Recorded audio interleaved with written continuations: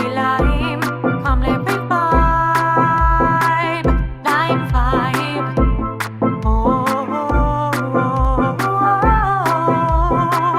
Lime vibe. Good night, everybody, and welcome once again to another LimeVibe Live podcast. I'm your host, Yori Araman-Kam, the host with the most, with a glorious smile, along with my beautiful co-host, Ms. Kimberly Ram-Calawan. How you doing tonight, Kim? I'm doing all right, Yori. How are you? God is good. God is good. Yes, I'm all right tonight, man. I had a great day today. I feel good, man. I feel great. Trinidad has been and seen some temperatures here. It's been really hot and dry. Oh, it's getting hot already. Wow. So I think this has something like the Caribbean is experiencing something like a heat wave. The heat So wave. we were anticipating some rainfall this weekend, but it's had a tropical wave. The first tropical wave of the season actually went to the south of us. So we didn't get that rain that we were looking for to help quell our temperatures, Nothing. Yeah. Everyone's expecting, because of the heat as well, everyone's expecting a very active hurricane season at the end of this year. I hope we get any major hurricanes, man, because my goodness, man, we've been getting slammed for the past 5 years now, right? You all have definitely gone through some really terrible hurricanes in the last decade, and still reeling from it. Yes. Maria and Irma and Dorian, yeah, it's been bad, man. I hope it isn't that bad this year, though. But they're expecting it, though, because of the climate change and the warming up of the temperatures. They're expecting more hurricanes. Anyway, so what's happening on your side of the world, Kim? Well, today is May 10th, and it's also World Lupus Day. So I'm wearing my purple in support of it because I've been a patient actually for the last 15 years. Oh, yes. So it's a matter of saying, hey, I've triumphed, I've lived long, I've learned to manage it and not it have me, as we usually like to say. So how's it been dealing with it, though, living with it? It's definitely an adaptation from usually your busy, hectic lifestyle. It slows you down. I remember being in my 20s, 22, I was actually doing my degree thesis. And I woke up and I got fevers and pain, and I couldn't understand what was going on. I had muscle pains and on flare. I started getting rashes in my face, and I couldn't understand what it was.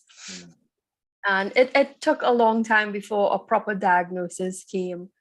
And it's been a lot of medication trials. It's very costly because we used to get the medication free at the clinics, the public hospitals, but we no longer get them. And it's quite a burden. You have to pay for your blood tests.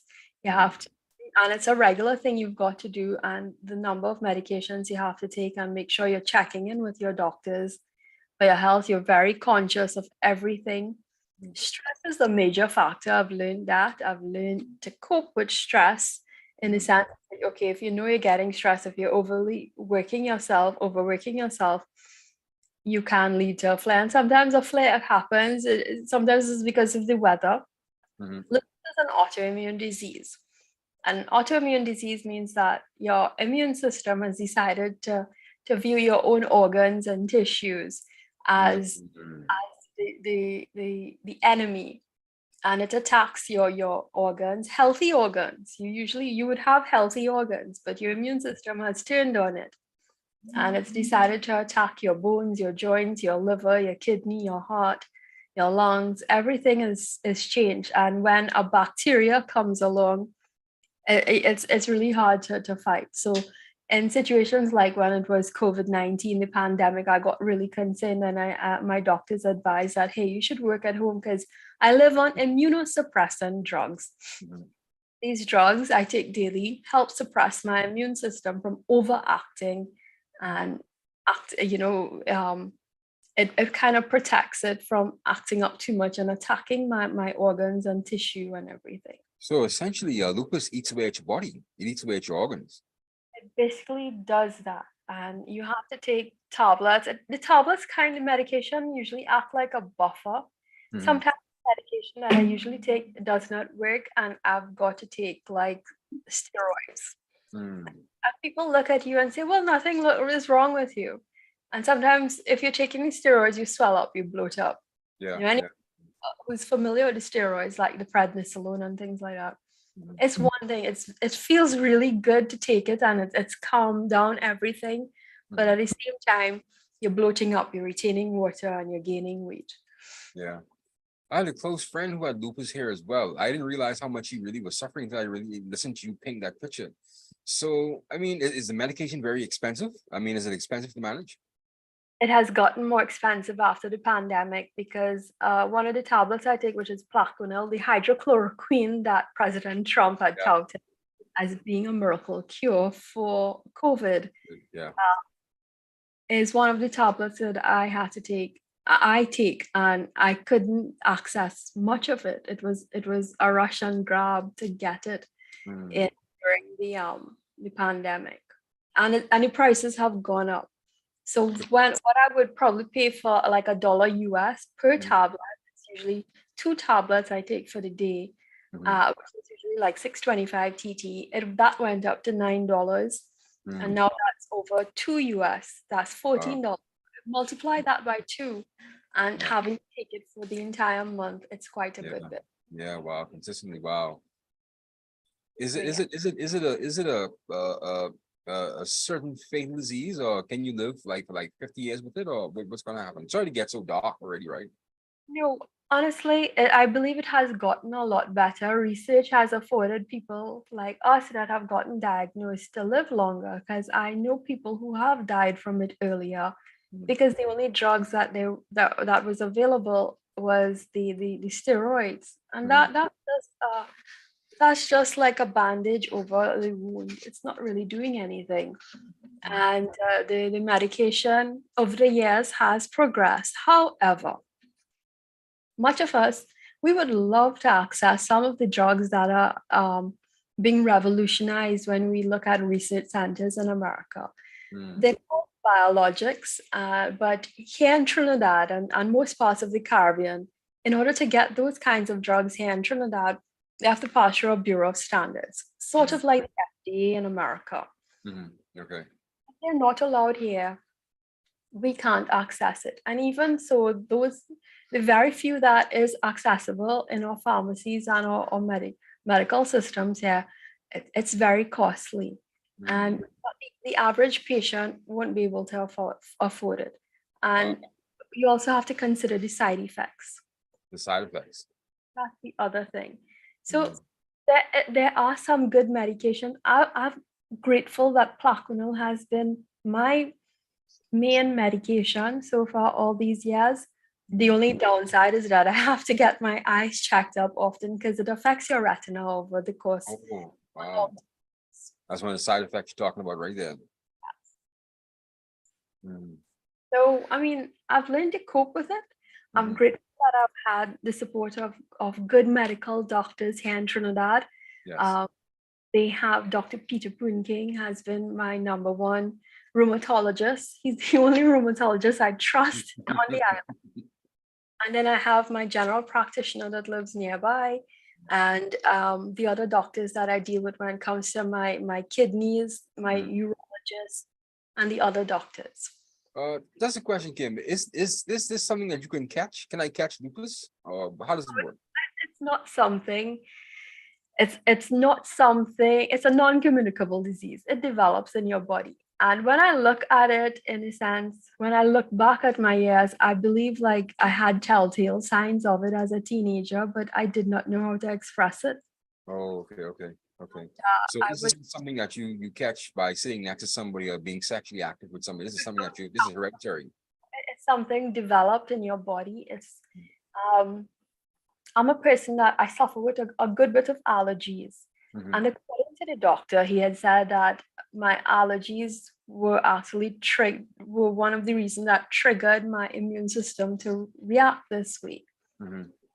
So having a lot of in my case, it was the allergies, he said, and I had a really bad allergy issue. Mhm.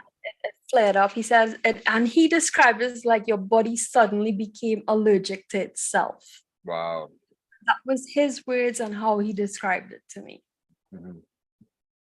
So what would you like people to know about lupus? I mean, dealing with people with lupus, you're not crippled, right? I mean, you could actually function during the day, right? Can some days I'm all banded up like a mummy, in the sense Mhm, that I have ankle bands, knee bands, like when my joints are really hurting, because part mhm, of it is the arthritis issue. mhm, So mhm, some days it's really bad with the pain, swelling of and swelling of the joints and muscles. mhm, mhm. I cope. I try not to look like it. I I have this thing I say, I fake being well. I don't want people to know I'm sick, so it's like I'm faking it to just make it in the sense that okay, I need to have a job. I need to be active in Mhm, order to take care of myself. So I'll pretend you don't need to know that I'm sick. mhm, When it's really bad, when I'm in pain, like usually the nighttime it creeps up even more because you just want to sleep. Your body's tired.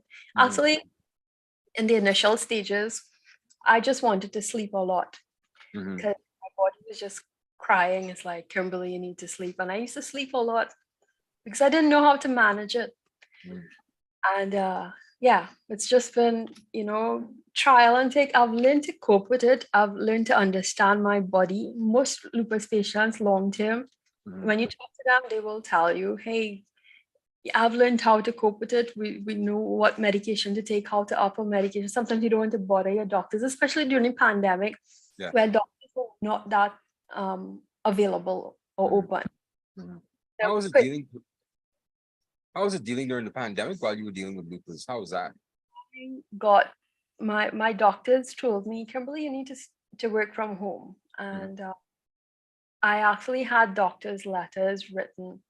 Now mhm, people see me, people did not know I had mhm, started a new workplace at the time, mhm, and they did not know what I was going through. I did not want them to be aware. Hey, mhm, I suffer from this disease. mhm, When the pandemic happened, I had to inform them that, hey, I'm not doing well, really. I'm on this much medication. mhm, And there was a whole issue. I was actually being triggered because of the whole workplace. It's not healthy and a healthy environment. mhm, And it said, and the doctor that was on site in the mayor's office actually said, well, that's actually on you. Something is actually wrong with you. mhm, And I didn't want him to tell him that, hey, I really have this issue. You don't mhm. want people to know. You don't want to draw attention to yourself. Yeah, yeah. People think that lupus is a middle-aged disease. You can catch lupus as early as 17, 18, right? No, it's mostly a teenage thing. I think Okay. it really happens when our hormones kick in. Mhm, It affects mostly women, mhm. firstly. Yes, I mean, men get it too. We know that Nick Cannon is one of the notable yes, male yes, yes. I've heard patients, that.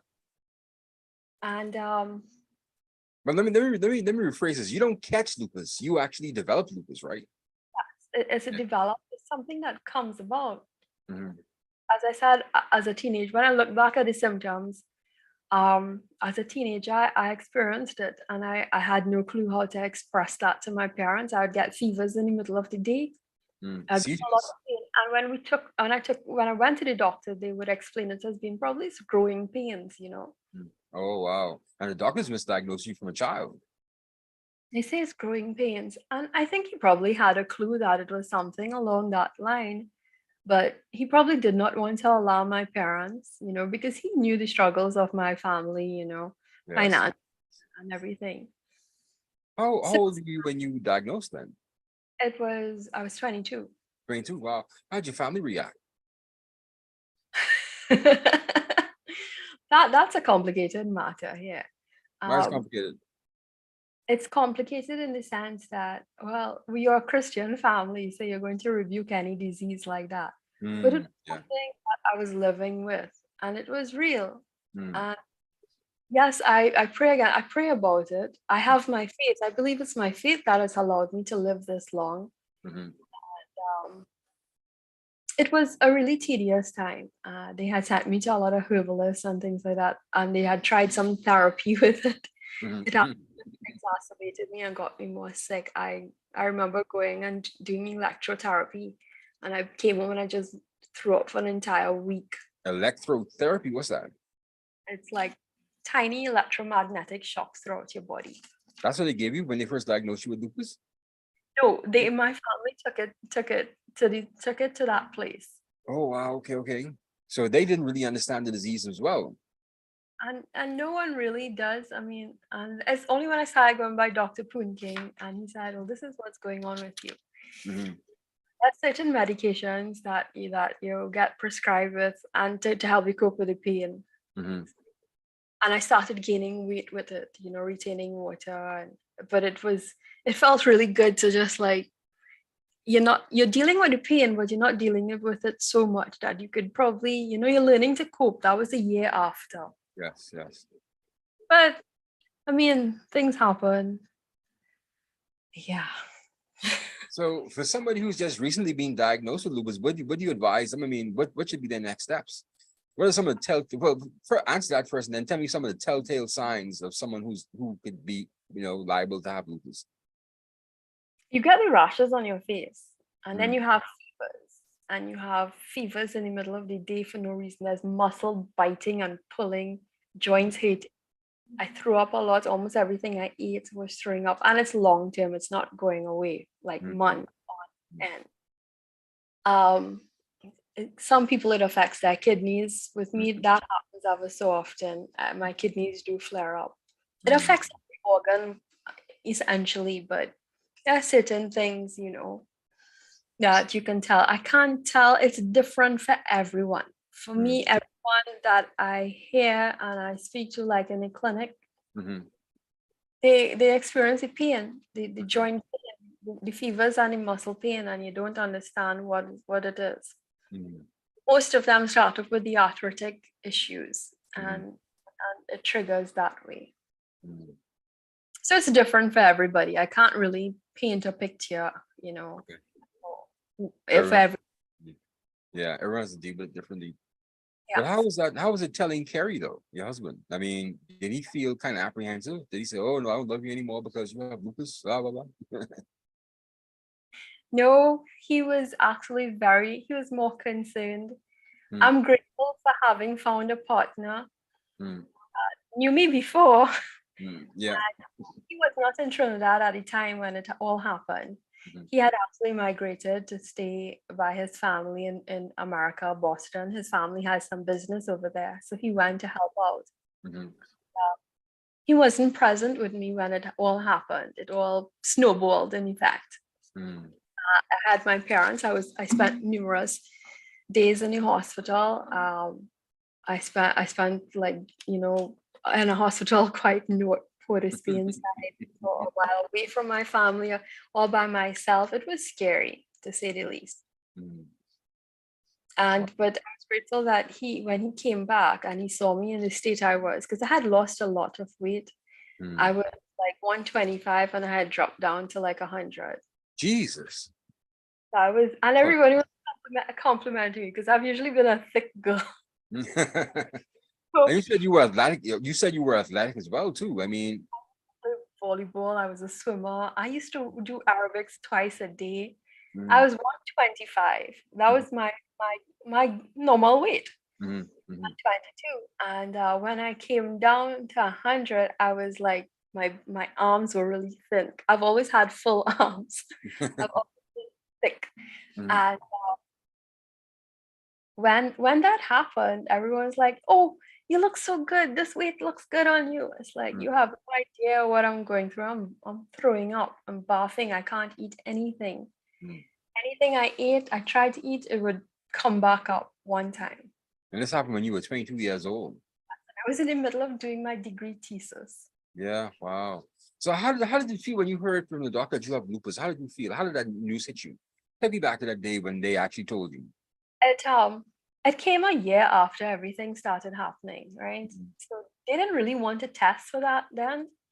I don't mhm, know why, because I was going to the wrong doctors, and when I mhm, did, he mhm, said, these ENA, the telltale test is the mhm, ENA test. I think that's a nucleic acid that mhm, they're looking for ANA. That's a test that you have to do to tell, mhm, that mhm, lupus. That is usually anti-nuclear antibody test. mhm, So that shows that your immune system is actually attacking yourself. Wow. Those things were elevated, creatine levels were elevated. So certain blood tests, tested positive and were in higher ranges than normal. Mm. So Wow. when he told me it was apprehension and relief at the same time, in the sense that okay, I finally know what it is. Mhm. Because actually one doctor had told me, "You're crazy." He made me break down in his office. I broke down in front of my parents. He told me the pain is all in your head. Nothing is indicating anything. Wow. And How you're do you feel just about that doctor now? I hate him. Wow. I can imagine, man. A very notable doctor here in Trinidad, actually. He's a professor at the University of West Indies. Oh boy. Don't call his name then. You may destroy his career. But he's well known Mhm. and told me those things, and it hurt me. It made me cry. It's like, how is it you could tell me I'm imagining these things? How Mhm. could you tell me that I'm making up this kind of pain in my life? I mean, Mhm. all I want to do is be able to focus and finish my thesis and graduate. Mhm. Mhm. Mhm. know, I'm an active person. I like wearing my high heels and walking and be reduced to flats totally because you're in pain. Mhm. Not me. You're telling a 22-year-old they want to be in pain? Mhm. No, we're 22. Hey, you're That's why grown up, man. when I turned 22, it's like I really turned 72. Mm. I felt like my 20s was lost because of this. You said there was a bit of relief, right? When you actually heard that it was lupus. It was apprehension because it also meant that I was graduating to another set of medication, and Mm. how I'm having to manage this and treat this differently. I was scared of the medication because when you hear lupus, you actually think of some very strong medication. Mhm. You, see- I know people who actually died, and I was actually scared. And then he told me, okay, you have to join the clinic Mhm. at down the General Hospital. Yeah, And that's so one thing I want to talk about because it's not an automatic death sentence, right? I mean, it's not a death sentence per se, right? no, but if things happen, it can. And I've known people who have died from it in recent years. Mm. And I I I, haven't heard of a death recently, but I I know it's a debilitating disease and that you could live for a while and that actually continually drags you down. So you say it can be fatal after a certain amount of a while, right? in the sense that, say, COVID, Mhm. God forbid, that has your immune system, your underlying condition Mhm. has an impact on you having to deal with these other diseases. Ah. I had a friend who was actually a television co-host with me on one station. She Mhm. had it. Mhm. She had a terrible asthma attack. Mhm. Lupus had a factor, Mhm. tragically passing away from Wow. that asthma. But lupus, they attributed to, lupus. Had it not been for lupus, she would have lived. You're gonna live over a simple asthma attack. And there's no Yeah. cure for this, right? No, there's just drugs to manage it. I'm Mhm. s- I follow the research. There's the Lupus Society of America. Mhm. They do quite a good bit of research, and it looks promising, but it still does not um, stop the effect of it. I Wow. mean, see us, we look strong. We'll put on a smile. We'll put on a good face. You'll see us with makeup. You'll see us normal. Mhm. But no one has a real clue of what you're dealing with internally. Like me, how do I explain to someone that I've had constant pain for the last 15 years? I've learned to live with that pain. There's Mhm. not a moment I don't have pain. I'm aware that there's pain in my body. Mhm. I've learned to live with it. I've learned to cope with it. No one knows that you're dealing with that much pain in your body. Yes, yes, yes. Wow. And you talk about this consistent pain. That has to be really nerve-wracking, man. So there's pain that's always there. There's not a day that you're not in pain. Mhm. And I don't know how to explain that to anyone. Mhm. people will look at you, oh, you're just lying, you just want attention, you just, Uh, I'm explaining it to you because when I talk to friends who I've made over the years that have it through the clinic and meeting people in life, mhm. they explain, yeah, people look at us as like, what's wrong with you? But yeah, my hair is not the same. I used to have a really nice thick head of hair. You would see my It's bad, hair. on all phases. But It I'll tell affects. you, my ignorance, right, Kim? My ignorance, right? I look at people with lupus and I say that while I understand the disease, I realize it's not a fatal disease. It's just like one of those diseases that you actually have that you have to deal with. But that's not the case. You actually go through a lot of pain, man. Yeah, You and suffer. a lot of people go through things, but they're not going to tell you. It's become so common lately, and it's a trend that I'm seeing. Hmm. That over the years that I've been at the clinic, I saw the clinic quadruple. Hmm. I started back Lupus in patients? yeah, Wow. 20. That's just in San Fernando, where I Do live. do you think it's because of more recent diagnosis or people always have this disease? What would you say? I would like to look at environmental factors. I Hmm. would look of the food that we're consuming, the Hmm. quality of food that we're consuming, what we're putting into our bodies.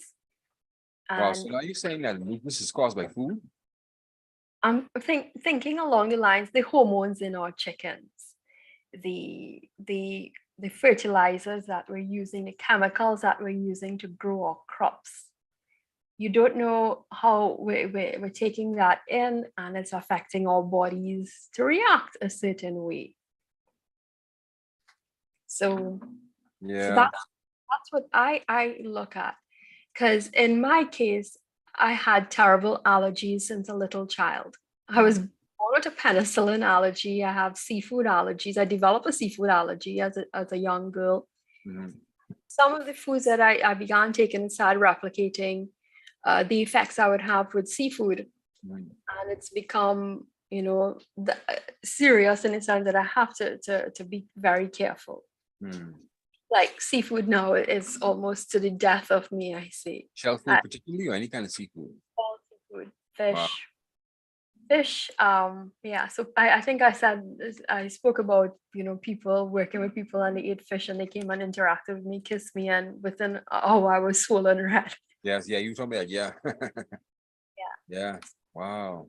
It's not nice. It's scary. And the last time I had seafood, I landed in the hospital Hmm. and not a nice experience. Yeah. I remember that happening to you just recently, right? Yeah, it happened, yeah, some time ago. Mhm. So who would give you fish though? Who would give you seafood? Like say my crew would be probably, they cater seafood, they cater chicken. Hmm. These guys, my cameraman, my audio guys, they come working with me. Hmm. And if they come and they interact with me, one of the guys sometimes is like, we haven't seen Kim in so long. They came and they hug and kiss me, and all of them ate fish and just the kisses. That's all you need. Someone who ate fish to actually kiss you or touch you. Yep. Wow. Yep. And that's all. That's allergies all caused by lupus. It's allergies. I think, as I said, my doctor said it was the allergies that was probably my trigger. Hmm. So allergies with lupus now has become worse, 100 times worse. Hmm. That it causes my organs to swell and everything. Hmm. Yeah. Wow. Wow. That's amazing, Kim. I mean, you're such a fighter, though. I mean, you're up every day, and I hear you say that you're feeling kind of down, you're feeling kind of depressed, but then you pick right back up and you get your energy back. I don't know where you find the courage from. I think it's my faith in God. Mhm. My um I always talk about, the medication I take. I usually say a prayer over it actually before. Say, God, let this do what it needs to do. I thank Mhm. you for being able to have it. Some Mhm. days I can't have it, but I bless it and then Yes, I yes, take. yes, yes, yes, indeed, I think indeed. it's my faith in God. I've trusted Him all these years. Mhm. He's helped me through some of the darkest moments during the days that you were in the hospital. He was there with me. Mhm. Clenched my Bible. I held on tight. That's why I tell you, I play praise and worship right through and at my room. And that was one of the reasons behind it, you know, So, clinging to. so what's a typical day when you're going through an attack? I mean, what's a typical day for you if you're going through a real serious lupus attack? First of all, is it an attack or is it just that some days you feel more worn down than others? It's called a flare up. Mhm, Flare just flares up. mhm, It can be really bad. mhm, It can be waking up with fevers, mhm, really terrible fevers like 39 and 40 degrees mhm, Celsius. And then it's a lot of pain to walk, to mhm, get up. It's a lot of pain. mhm. That's one thing. And then throwing up, bile, that usually comes up. And And these flare-ups come up at any time, no particular cause, just a flare-up. so this is one thing. And I had this is like I worked really good. I had a good day at work. Yeah, I'm looking forward to the next day. But Mhm, the next morning, it's like, what the heck is happening? I mhm, feel like a train just crashed on my body, and I'm down, and I have to actually call in sick. mhm. And it's like, but Kimberly, everybody's like, she was good yesterday. What going on? What happened? Yeah, yeah, yeah. But they don't understand the disease, it just flares up. Yeah, but in my previous employers, Mhm, they were quite understanding because the hospital would actually write work letters saying Kimberly's actually a clinic patient. She's part of our clinic. mhm, So in case of my sick leave being all used up or anything would happen major, mhm, they had an understanding. mhm, mhm, It's not that, and they knew me to trust me in that, in the sense that Kimberly is a hard worker. mhm. This is where, you know, you really love your job, you really see the returns. And I was grateful that human resources and my supervisors were quite understanding because they knew and valued my work, and I'm grateful for that. Mhm, mhm. That's They, good. you know, They I'm appreciated not, the I'm not disease. just some lazy person. Kimberly really goes out there and pounds the pavement, gets her stories, comes back, does what she has to do, Yes. produces new level, does her documentaries, everything, Mhm, puts everything in order, mhm. and you know things happen. Yeah, Uh, despite her disability. yes, so they've seen what they've gotten from me, Mhm. seen what I've been capable of doing professionally, and I think that so that gives me some kind of credibility. And then you know, obviously, my doctors are there supporting me as well at the same time. Speaking about support, do you have any support groups that you're a part of? Lupus support groups and things like that? There are lupus support groups in Trinidad, but I'm not a part of it Mm. for particular reasons. I won't state them. Oh wow. Yeah, yeah. That's not sully their integrity. But those who know. Mm, yeah. A few of us say, okay, no, we're not going anywhere near them. Mhm, Kind of, yeah.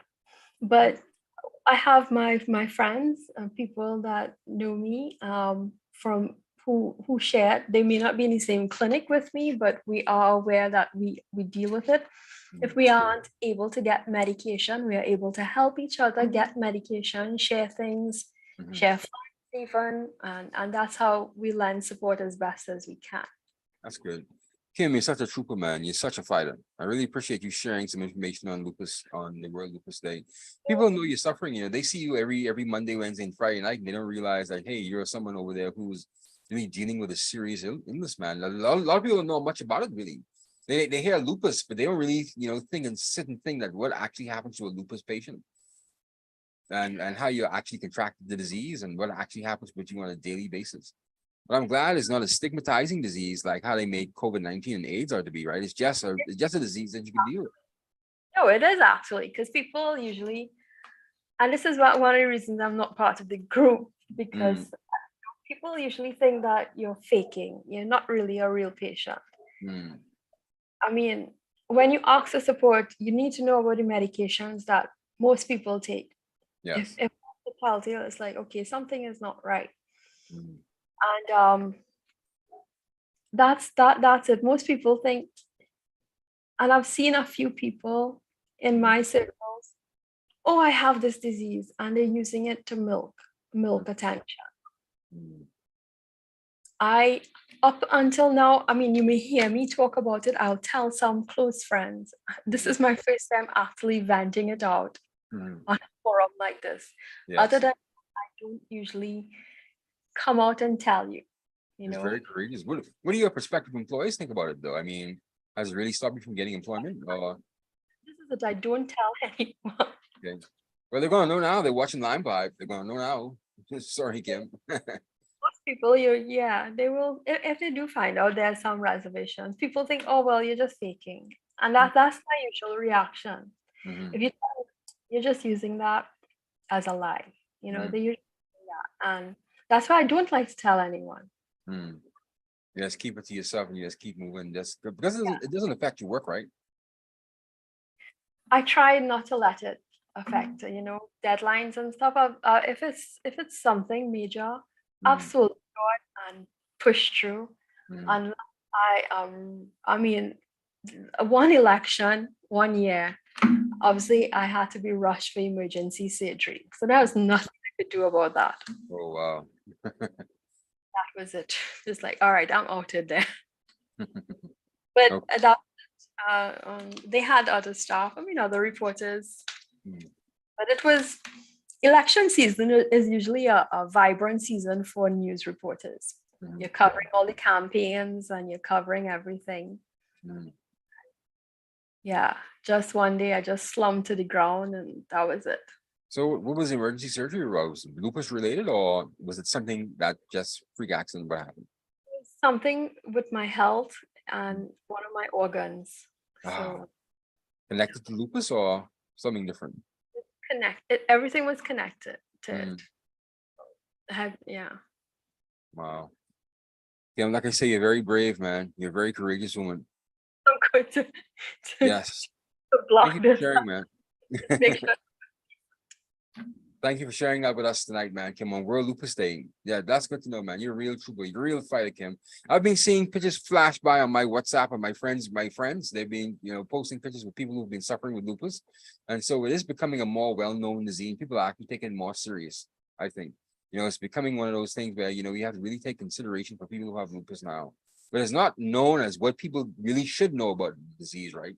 Because it's not fatal. It is debilitating, but it's not, oh, I'm gonna die No, because of I've known some people it has really attacked them really bad. Mhm. And well, most people see me as like, well, yeah, as I said, people's like, you don't look sick. But you don't, we have actually have a group on Facebook, but you don't look sick. It's like how to get a red woman. Yeah, but it's a It's incorporated group. more But serious. yeah, it's like, but you don't look sick. And that's the most frequent comment here. But you don't look sick. Hmm. Like, Oh, okay, Lord. I don't want to look sick. No, I know. You're wearing it well though, Kim. But speaking of sick though, speaking of sick, there's a sicko who went on the Royal Caribbean cruise line and put video cameras inside the restroom. A guy called Jeremy Froyas. Frias.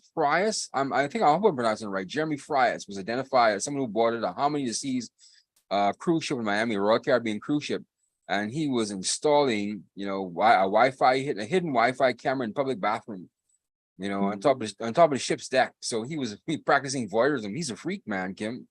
So, are you safe on any of these cruise ships? I've never felt safe on cruise ships. As I think I told you, I've never trusted being on a cruise line. Oh, for the same reason. All of that, I feel like I look at it as being what is the law? Mm, There's no law for them being out on sea. What's the law governing a cruise ship? I've yes, always yes, questioned that because people can actually get away with murder and yes. things because of being on international waters. Yes. I think the rule is what I can remember.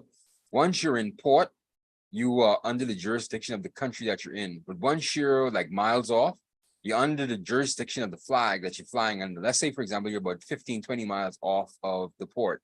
That means you're under the jurisdiction of whoever flag that is you're flying. If it's a criminal act, and it's against a citizen of the country that you're trying to board or you're trying to dock to or port to, then you're under the jurisdiction of that country. But it's like a regular crime on the seas. Let's say, for example, you're in a Trinidadian port, but then the person that's being assaulted or has an issue is Barbadian and the crew member is American. Well, they would have to go through Barbadian law.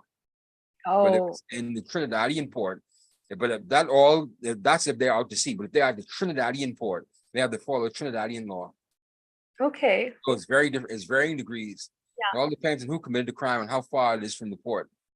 But ultimately, it's under the jurisdiction of the flag of the ship. So if it's on the high seas, then under the flag is an American ship, and it's under the flagship of an American ship. If it's a flag, if it's under the American flag, then it has to follow American law. But what was interesting about this case is like the guy said he knew that he was caught when he went back looking for the camera, and that was since May. And he says he knew that they had gotten the camera and took it. So he went looking for it. I find it's really sick-minded for you to have. Yes. He's compulsive, man. He's compulsive. Yeah. I wonder how safe we are in any of these other public bathrooms. You think that can happen in a regular public bathroom? I think it could happen almost anywhere, man, Kim. There's some really sick-minded people out there, and they can't control themselves, man. These voyeurs, they call them voyeurs, and so they really can't control themselves, man. And so, and the cruise ship is the worst place to have it because, like, you have nowhere to go. You're there, and you have to use a public bathroom. You have to trust somebody. But you know something, in my mind, I always have in my mind, if there's an actual hidden camera inside the bathroom, any public bathroom I go through, I always have it in the back of my mind, is there a hidden camera? Because I know there has to be some inside the airport. Yeah. I mean, I'm always talking about the airport. Yeah, I'm always concerned about that. I don't do anything odd, but it's You, Kim? You don't? what I mean, like you're just going to the washroom. It's like, okay, I need to fix my clothes. That's supposed to be at least some kind of private space. Especially as women, I need to buy undergarments or something like that. And I'm always concerned about it in hotels, especially. Yes, I actually thought about that. I know for security purposes and things, and just randomly, it's like, okay, but hotels especially, because they always talk about the mirrors and not checking for the mirrors for the camera. Yes. So I'm usually conscious of it there, and I'm usually looking for these signs that they say, okay, if you point it and you get the reflection, okay, you're good. Does that actually work? Is that true? Have you actually tried that? Yeah, and then it said if there's a space in between or something like that, there's something wrong. So yeah, I usually think of those things in hotels, especially because you never know who's looking at you or what they want. You never know, Kim. You know something, I had that feeling when I visited China back in 2010, about over 12 years now. So they're about a big brother, right? Yeah. I think they were watching me inside my hotel room. I really think they were, man. Knowing how morbidly curious they are about Black people in particular, and how they have like a zero track record on human rights. They had no compunction, with watching me inside my hotel room. I think they were about 24/7, 100% surveillance. Yes. Watching to see what I was doing, what I was up to. There's no privacy there, man. And how we were on a diplomatic tour as well. Yeah, there was no privacy. We were being watched. Definitely. That's sad and sick. It is. They probably have it in their private vault now, watching me do my private business inside my hotel room. Yeah, I know that's what they were doing. These freaks. I know that's what they were doing, Kim. But that guy doing that on a cruise ship, he was rather bold and brazen to do something like that. Yes, yeah, he's sick. Imagine how many other times he's done that. Yeah, and got away with it. That's wild, Kim. That's a real freak. So now I guess we're probably going to see videos probably on all these porn sites now with the Royal Caribbean sweeties. People going to the bathroom. like yours and make a comment like that. Yeah, you're gonna find. Well, that's where these things end up. They end up in these porn sites and the dark web. Real voyeur cams. That's where they end up. Imagine that though. Yeah, it happens. Have you ever been on the dark web though? No, I had no reason to. Oh yeah, I mean, it is a bit different from the regular web, and you can find some real things that you really shouldn't be looking at. Yeah, it is kind of sick, but it's not shockingly sick that you can't probably find on the regular internet as well. So I can imagine. Yeah, I've stumbled across a few things on the dark web that I wouldn't want to talk about, right? That I actually stumbled across. I don't go anymore because I don't want that kind of stuff on my computer anymore. But I have seen some stuff on the dark web that that you really shouldn't be seeing. That you really wonder why human beings are doing this to one another. How could you do that to people? How could you do that to a child? Why would you do that? Why are we doing this? Why am I even here? So I took the Onion browser off of my computer years ago. I say I have no reason to go back there because I also found out about this silk. I went there looking for the Silk Road. Actually, that's when they ever heard of the Silk Road, the dark web Silk Road. You could buy all kinds of stuff on the Silk Road. Yeah, I went there because after I heard the reports about the Silk Road going viral, and you could buy almost anything on the Silk Road, especially with cryptocurrency. Right? I went looking for it. You know, I went looking for the Silk Road, and boy, did I find a bunch of other dark websites. Take you to This, some. this is where male curiosity is, you know. Yes. We want to see. We want to see the world, man. I want to see what was out there. And I did see. Wow, and I didn't see. I did see. Like I said, I wasn't overly shocked, but then I'm like, wow, I really shouldn't be looking at this. You know, this is really a bit too far. You know, I wasn't overly shocked, but I said I shouldn't be really looking at this, man. I mean, why I say it as a male thing, as in, you know, boys tend to have the tendency to be curious and naughty. Yeah. Men, even when they've grown into full adulthood, they've become Yes. so You gotta curiosity is there. You gotta see what's out there, Kim. You gotta see what these people are doing out there. You gotta see what's actually happening in the world, man. Not to indulge in it, but just to look. You see, I even found out how you could hire a hitman as well, too. You know, but you know something. Some of these things have to be fake. They have to be fake because what they say is not fake. You could actually hire a hitman with cryptocurrency, and that's how. That's why. Before I get on a rant about cryptocurrency, right? Well, yeah, let me go on this rant right now about cryptocurrency. I don't know why anybody took cryptocurrency. Why anybody took cryptocurrency serious? Because it started off with crime. Why would we take something that started off with crime seriously? Cryptocurrency started off with crime, man. They started off buying narcotics and buying drugs and buying hitmen and buying guns on the dark web with cryptocurrency because they didn't want the currency traced to any particular person. So they bought it with cryptocurrency. So why would you try to legalize something like that? Shows you how sick the world is, you know. Shows you how sick our authorities really are. You know, it started off with a crime, man. Wow. And human trafficking in particular, sex trafficking, it started off with a crime. So why would you take that seriously, man? Human beings. Now, AI is going to kill us now. Artificial intelligence is going to kill us now, right, Kim? That's where we're going now, Kim. Artificial intelligence. Yeah. Yeah, it Maybe is. we should. Because we're getting stupider as decades go on. Maybe artificial intelligence really should do away with us because we don't deserve this earth that God gave us, man. We're doing some real stupid stuff, man. I'm not going to say that because as I listened to a lecture yesterday, I know we reported about it in Caribbean Magazine Plus. AI is now starting in the sense that we could use it to, you know, harness the power and the good from it. Yeah. But it is really about us knowing, because one thing about artificial intelligence, it's only so much it can replicate human nature. Yeah. Only so much it's going to replicate the way humans interact, human communication. You know, being a communication student, we had to understand human communication as well. There's the non-verbal and there's the verbal communications. But it all intakes, you know, us with our emotions, how we speak or feeling. And as it said yesterday at the University of the West Indies conference, there are certain human nuances that is distinctly ours. Yes. And nothing outside could replicate it. No. And it's us being able to discern it. It's not that smart. You shouldn't be giving it that much credit. I know it can strengthen and it can get better, but it's certain things that you won't be able to see or know. That's the thing about it, Kim, is not that smart, you know, where a human being can make a judgment call and say, no, I won't kill this person today. You know, AI would just say, oh, no, this person's bad, I would kill him today. They do the stupid thing. They do the logical thing. And sometimes the logical thing isn't right. Yeah. Did I say that? The logical thing isn't right? Yeah, the logical thing isn't right sometimes, man. The right thing isn't right all the time, you know. You need to make a judgment call. Exactly. I know AI can do that. And that's the fear I have, because they're going to see things black and white and make some decisions that really should not be made, you know. Exactly. And it's how we put this technology to use in automation, and then we leave it to grow and become own. Now, artificial intelligence is at our fingertips. We enter Google every day. Yeah. It's It's listening to us right now, Yes, it is.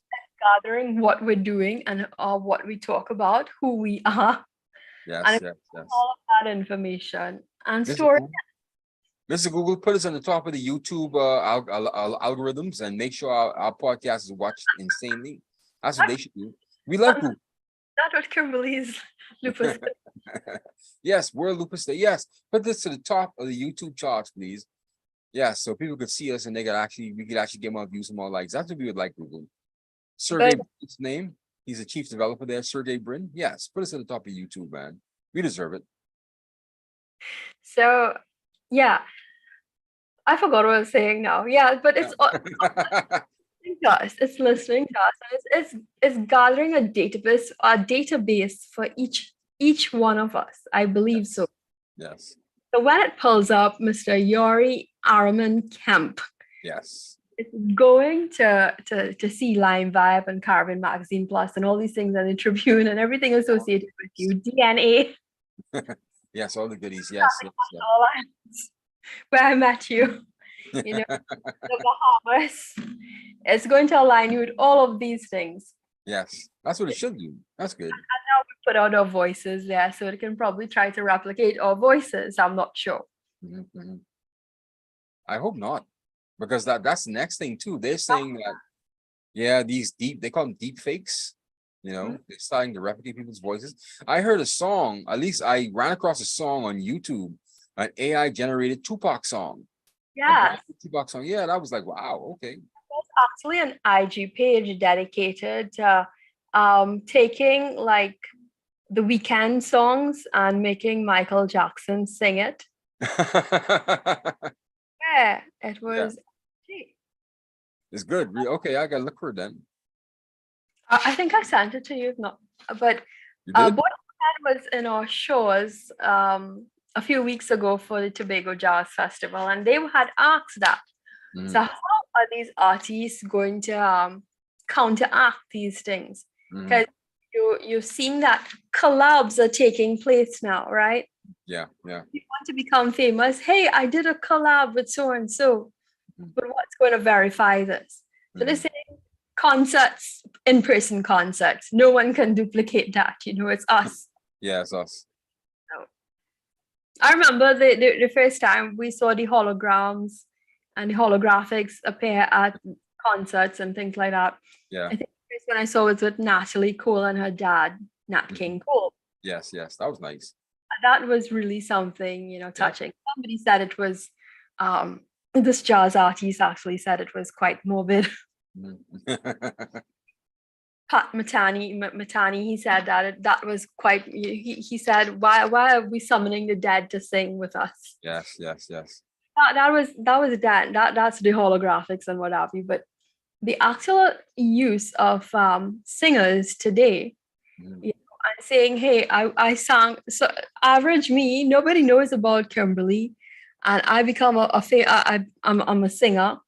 And I want to say I sang with Ariana Grande or Taylor Swift or one of these popular people.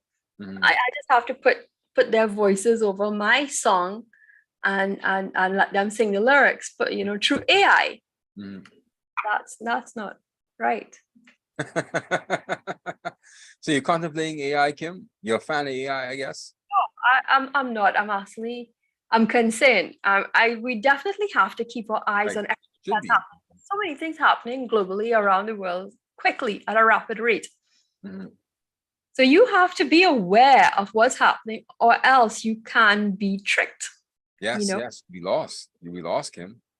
And this is the major thing when it comes to the media. Fact checking. Fact checking was something that became quite popular during the pandemic. Yes, even before during the end of the George Bush administration, I saw Americans were fact checking some of the things that Dick Cheney was saying, and then it started to trend during the Obama administration. Yeah, it just kept on trending, fact checking. But with this now, there's a chance that it erodes some credibility of the reporters, even when it comes to us doing our research. Easy for us to gather information at the click of a button. Right, and we want to find out what's happening, and say these chat GPTs and these AI rooms put together this information, and how are we to verify it? How are we to know it's wrong? Mhm. Then us having to disseminate this information as news per se. Yes, yes, yes, yes. It brings that danger for Mhm. us as news personnel. Mhm. And you wanting to be credible, you also want to be, following your guidelines, ethical guidelines, and what news you put out there. Yes, yes. I don't know if you did you see the recent report by the World Freedom Index when they said media is under attack in the Americas? Yes, Yeah. I saw that. I know that they've been saying that for some time, but it's around the world. Yes. Everyone's questioning their ethical values and how they're gathering their information and putting out the news out there for people to believe and see. Yes, yes. Even so, with these websites generated, any average person looking for information, if they were to just Google something, Mhm. and these are the pages that are showing up top notch. If you're not aware of the domains, if those domains are looking kind of fishy, right now the domains kind of look odd, right? Mhm. It's not verified or known to us. Mhm. And I think that we have to be careful. Even so, lately I've been seeing some articles generated, and it's artificial intelligence. They've utilized Chat GPT. Mhm. Because they wrote an article about a singer that is from my country, and he recently died. Mhm. And you saw it was pulled. They pulled everything they could from the World Wide Web, I believe, Mhm. on this guy, Facebook. And they made up an entire story as to how he met his wife. They made up an entire story about his career and the No, songs that Chat GTP did that. yes. Yeah. And it was published as fact. And the average person looking to put a tribute toward this person, Mhm. they decide to look it up, they're going to see that and probably think that, hey, those things are true. Yes, yes, and it's not. It's not. That's the dangers. Yeah. Why I didn't even think about that, Kim. Because what can happen in the next 20 years from now? People actually do start to go back and search some of these things. They're going to think that what happened during, yeah. I'm hoping that our browsers and those like Google and what else we have, they are able to put in some kind of filters in a sense that okay, with the heightened use of AI, that they are able to filter and remove these things that aren't true. Probably not, Kim. Probably not. Remember we went through with Wikipedia? Wikipedia kept on being re-edited and changed over and over again. We're gonna have this fight for information. We're gonna have this fight for information for the next God knows how long, Kim. That's where it is, Kim. The fight for information. That's really what it is. This is just a new front on information. The information wars that we've been going through especially over the last 20 years now. I don't know if you've been really seeing it, but there's really been a fight over information and propaganda. I don't know what they're fighting for. There isn't a hot war anymore. There's not even a Cold War anymore, but they're fighting for our minds. And I think it's all about corporate greed, to be honest with you. They want these marketing dollars to be spent properly on top of us. They're trying to take advantage of every last dollar that's in our pocket. They want it. They want to get every particular advantage that they could get. They want it for political power and for greed, for money, and which goes hand in hand. Really, sometimes political power really goes hand in hand with greed. Because you really get in politics, really change things to tip the scales in your favor, right? That's really what most people get into politics for. Don't mind them talking about, oh no, we want to help the poor people, this and that. We have a call. You're a liar. You're a damn liar. You're getting there because you want to tip the scales of power, really, and for some economic advantage, which almost always equates into cash. All right. That's my dark view on politics. Yeah. Yeah. I see you smiling, Kim. You don't want to say yes, but I know you agree because you see it happen on a daily basis from around the world. It is something, and we have to keep our eyes and ears out. I don't like when you laugh at me like that. I don't know if you're mocking me or you're disagreeing with me, right? But well, thanks for letting me rant though. See, once we're not practicing fake information and giving out fake news, Kim, we can say almost anything, Kim. Once it's not lies, once we're not lying, we can say anything, man. It's freedom of speech. And Chat GTP won't get us. AI bots won't get us. We're slaves of Google and YouTube and Facebook. That's about it. Otherwise than that, we're pretty much free, Kim. Enjoy our freedom. Right. Okay.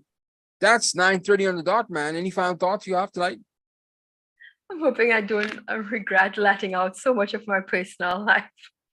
I think people know you already. People are getting to know you a bit more, Kim. I tell you what, most of the people who watch the show, my friends, they like you, They like you more than they like me, actually. They love you to death. Yeah, my mom loves you to death. Wow. Your friends love you to death.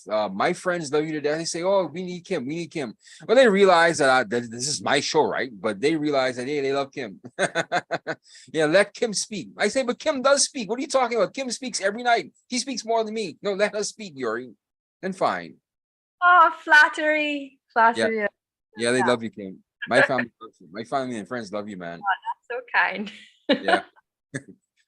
But there we go, Kim. I hope you battle through your lupus disease and you continue to keep on the fight and keep it up in front and keep people aware of what's happening with people with lupus, man. It's 15 years. I think I've done pretty good. Despite however I look, I was like, yeah, this body has gone through wars. I It's appreciate you sharing though, Kim. You're really strong. I really appreciate that, man. You're doing a good job. Thank you so much, Kim. not a problem. So there we go. That's another LimeVibe Live podcast in the books tonight. Thank you for joining us again on this May 10th. And I hope to see you again this Friday, which is going to be my birthday edition. My birthday is on the Saturday, May 13th. So join us for that. So if you have not subscribed already, please subscribe to our YouTube channel or our Facebook page. That really helps us out a lot. So go to LimeVibe on either Facebook or YouTube and subscribe to either one of those pages, or subscribe to both actually and like the video. That really helps us out a lot. It helps us to spread the message and keep us away from the chat GTP and the chat bots and all the fake AI and the fake news. So please like and subscribe to LimeVibe on Facebook or YouTube. This is Yuri Kemp from Nassau, Bahamas. Once again, bidding you good night from LimeVibe. Along with Kimberly Calvin. Have a good night, everybody. Bye. Good night.